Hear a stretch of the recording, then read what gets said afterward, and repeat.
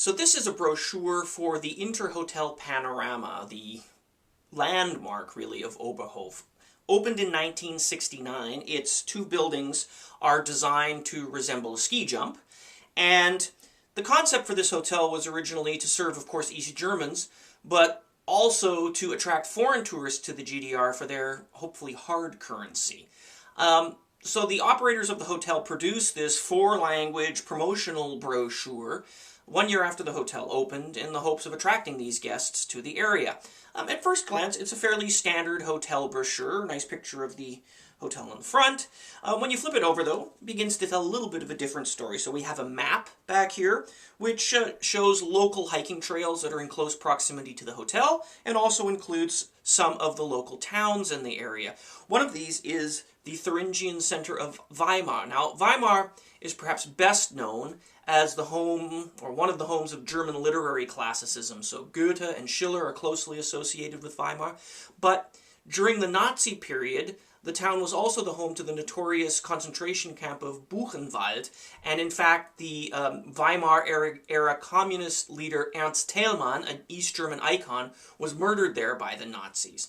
So, where we have Weimar represented in this map, we don't have the iconic statue of Schiller and Goethe, but rather we have an image of Fritz Kramer's monument to the victims of Buchenwald, which was built during the East German era. So given the official anti-fascism of the East German state, it's perhaps not surprising. It was also this brochure was produced in a time before the East German authorities had really made an effort to integrate German history into their narrative, and so it's really not surprising to find that here, but it certainly does set it apart from your average hotel brochure.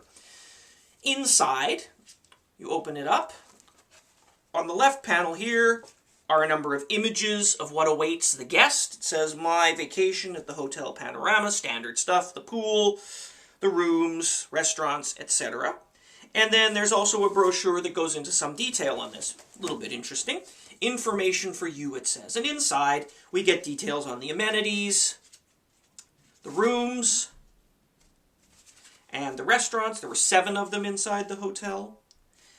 But on the back was something that kind of surprised me.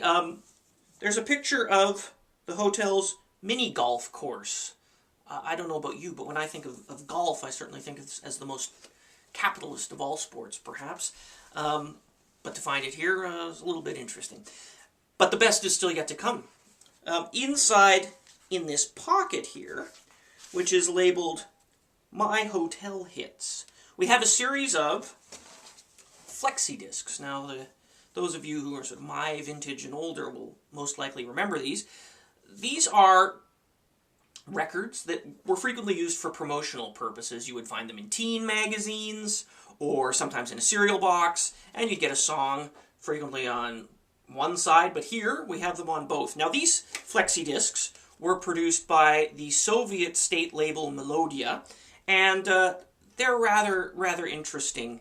And it's worth for us to take a second here to listen to what it is the operators of the Interhotel Panorama had in mind to attract visitors to their property. So, the first of the flexi discs is one that's not really that bizarre. It's, again, on the Melodia label, the Soviet label, and it's called Greetings from Thuringia, and it features folk music from the area around the panorama.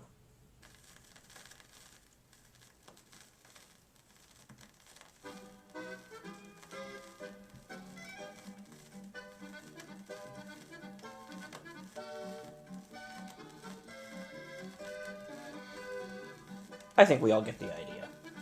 So far, so good.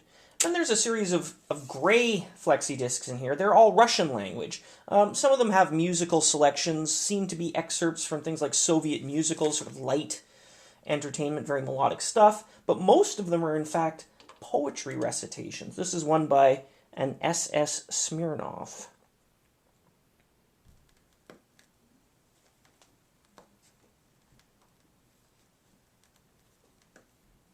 Каждое новое поколение с волнением вслушивается в голоса звучащей летописи Великой Отечественной войны. Rather unusual as a promo item, I would suggest, but there you go.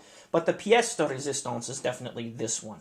So this is a double-sided one. On one side we have "The Sun is Always Shining" and "Moscow in May." And on the other, we have contributions from none other than Vladimir Ilyich Lenin, two speeches from 1919, the most notable of which is "Was heißt Sowjetmacht?" or "What is Soviet power?" Play a little bit for you here.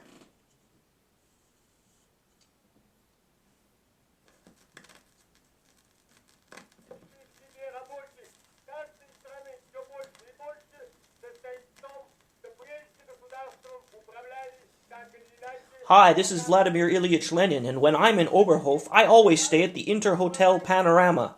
I love the mini-golf.